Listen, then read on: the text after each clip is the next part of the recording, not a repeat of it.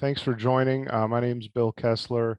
I am going to be talking about the forced sale of real estate by co-owners.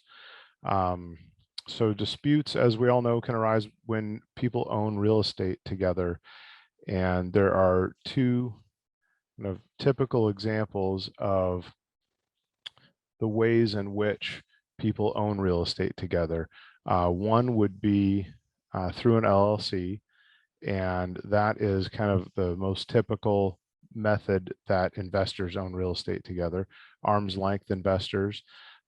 So I'll use the example of a single family home that is being owned by a couple acquaintances or friends and is being leased out to tenants.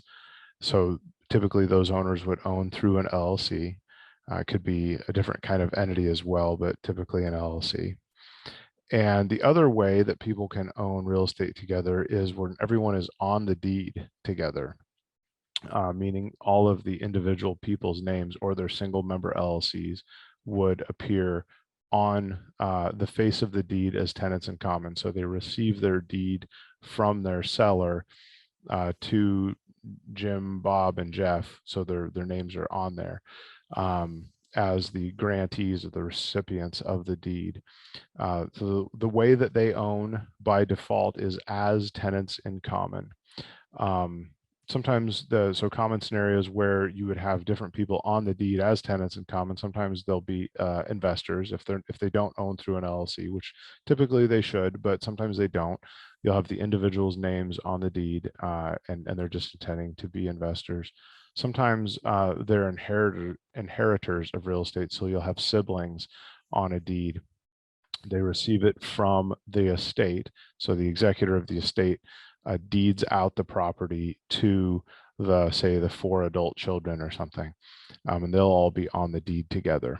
And then the third way is romantic partners. So they're not married, but they'll buy a piece of property together. So you'll have Sally and Joe both on the deed together. So when disputes arise in these different scenarios, they're dealt with in different ways. So when you have LLC disputes, we'll go next page here.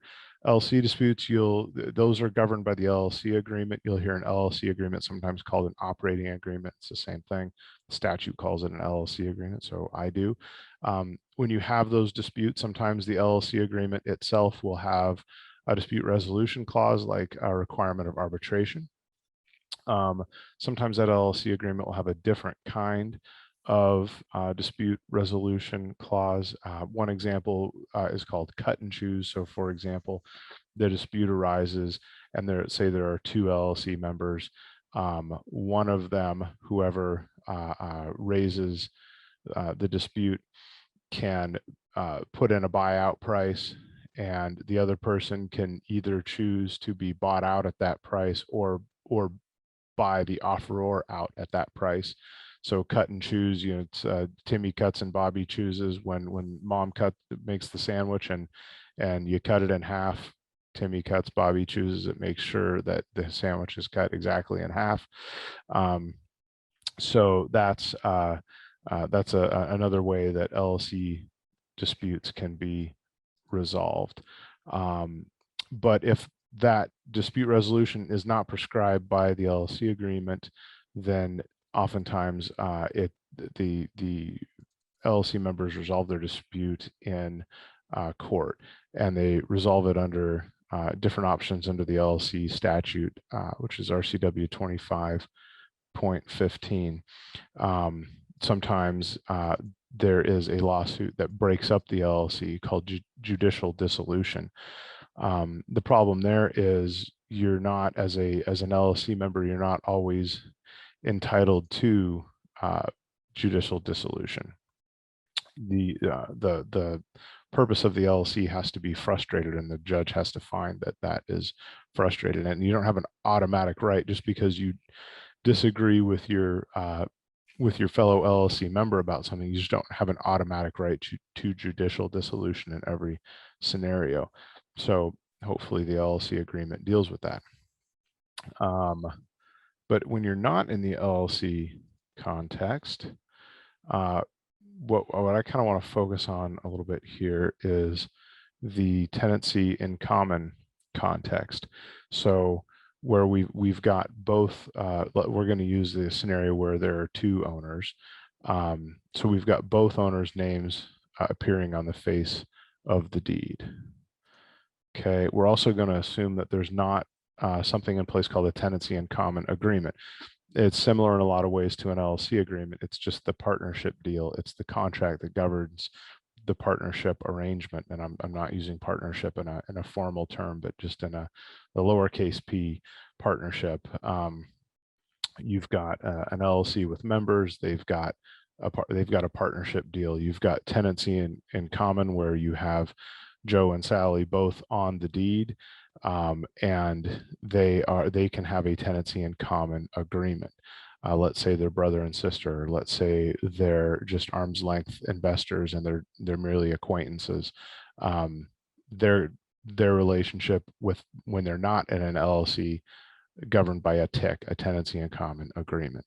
But here, in the case of a tenancy in common agreement, there's very frequently language that prevents the parties from selling through the partition process. And we're going to talk about the partition process here.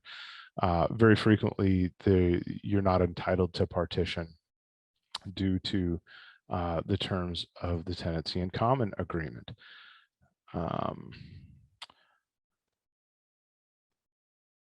But sometimes a tenancy in common agreement is silent. It shouldn't be silent regarding partition, but sometimes it is.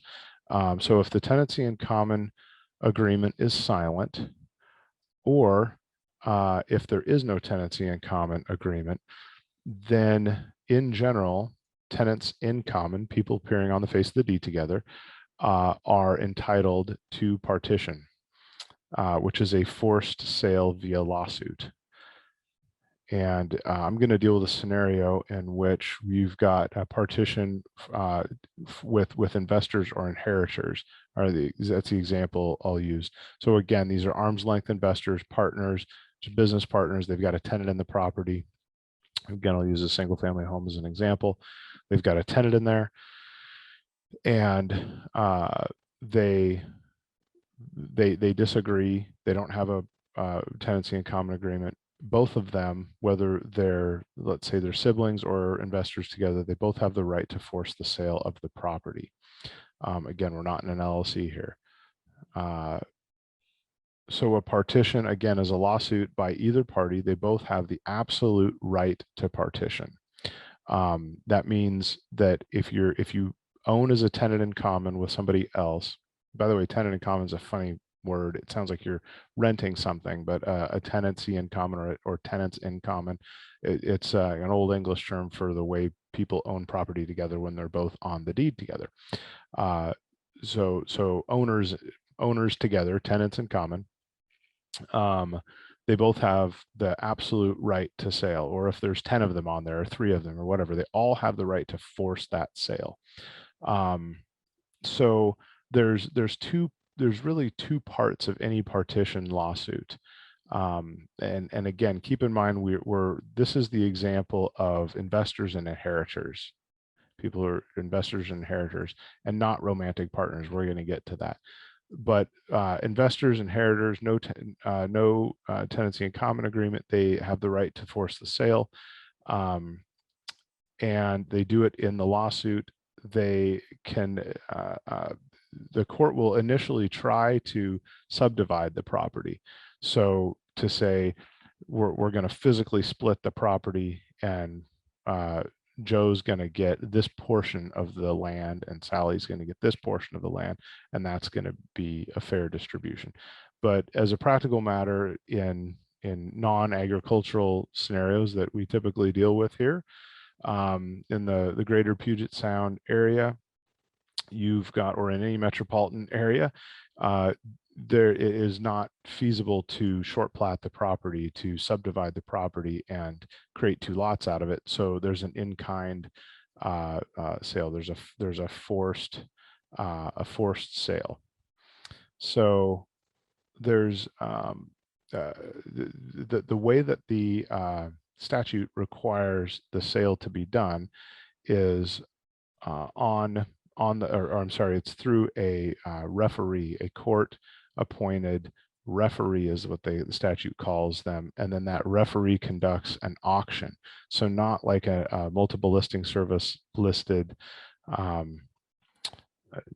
regular sale, but instead this referee auction, and that is this definitely does not yield the highest and best price typically.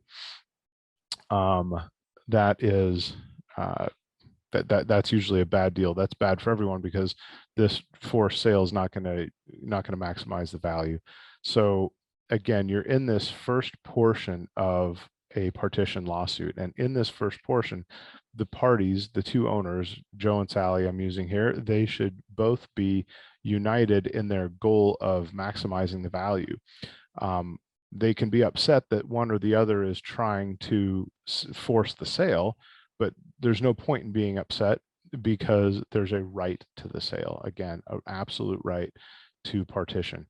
So a common workaround that we use is in the partition is the appointment of what we call a special master, which is somebody who's agreed upon by the parties to be appointed to oversee the sale, so that if one or the other of them stops cooperating or goes dark or drops off the earth or whatever, that the special master is able to step in and effectuate the sale for the parties, for one or both of the parties if one or both of them stops cooperating with the sale.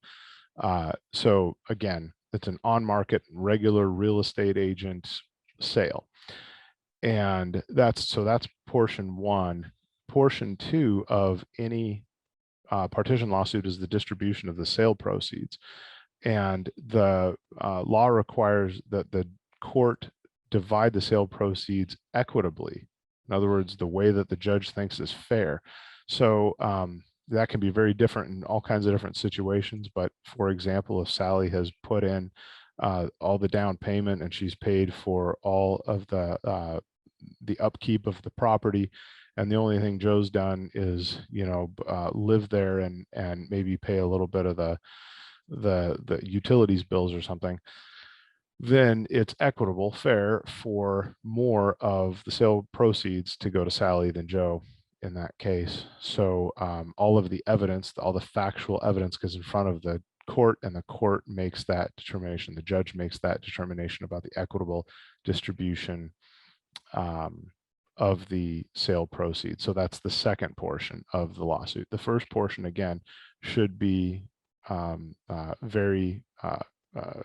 there should be a lot of cooperation in the first portion so that you've got max sale price, and then the real litigation and the fight comes over the distribution. Sometimes it's pretty obvious, but very frequently there is a dispute there. So that's the partition.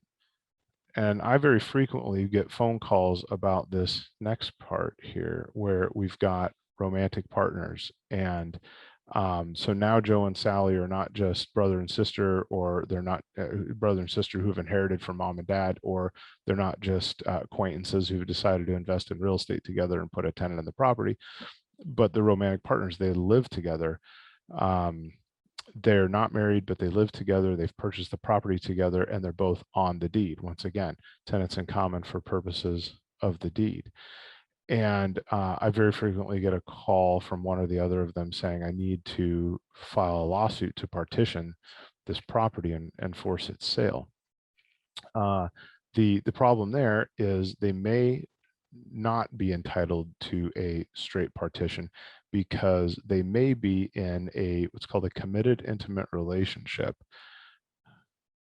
And it used to be called a meretricious relationship. If you're poking around on Google Scholar, it's the same thing, a CIR or a meretricious relationship. So I am a real estate and business litigator, but I'm not a family law lawyer. The bad news when these folks call is I go, I'm not a divorce attorney. I'm not a dissolution attorney.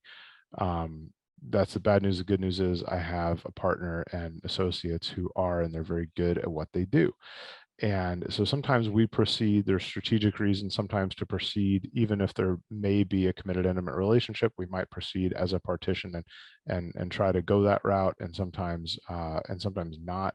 Sometimes we want to go the committed intimate relationship route, and just very much fact dependent, client to client and their individual situation. But if there is a partition, the other party sometimes will file a lawsuit and claim that rather there's a CIR, a committed intimate relationship, meaning that from the time the committed intimate relationship started forward, the parties have been acquiring quasi-community property together, and the parties might be obtaining a community lien in each other's interests in the real estate. And so I always say quasi-community property is like, as soon as the CIR starts, it's like there's a slow sort of fact-specific intermingling of their assets. It's like kind of tentacles over time, or roots or whatever, kind of, and at what speed are they mingling together, the roots, and to what degree, it's just all, who knows, it's fact specific, as a judge might determine in any given set of facts in any given relationship. So in the CIR, step one, you have to establish the CIR if you're claiming it. So you'd file the lawsuit, you'd stop the partition. If the other party's trying to partition, you try to get you try to get the court to find that the committed intimate relationship exists. And then step two, it's the degree to which this quasi-community property has accumulated, and the house would just be one potential piece of quasi-community property. Or if the house itself is not community property, then at the very least, the party claiming the CIR would claim that the quasi-community lien has attached to the other party's portion of the property. So that it's a fact intensive analysis. It just takes the whole thing out of partition land and puts it into committed intimate relationship land and quasi community property land. So do you have a committed intimate relationship? There's an analysis that the court performs, and it's these various factors that they weigh. So do you live together and plan to stay together? Are you hopefully not married to anyone else? That's a good factor. What's the purpose of your relationship? Is it love, care, support, sex, friendship, companionship, teaming up to raise kids, sharing resources? And then how long is the relationship? There's no magic number, but I believe, talking to my partner, that Washington's never found a committed intimate relationship that was less than a year. I think it's very infrequent to have one that's even a year or two. They usually have to be longer than that. But again, it's very fact specific. In theory, a committed intimate relationship could arise very, very quickly, given the right set of facts and the other factors above here, if they come into play more heavily. So the point here is you may, again, backing up,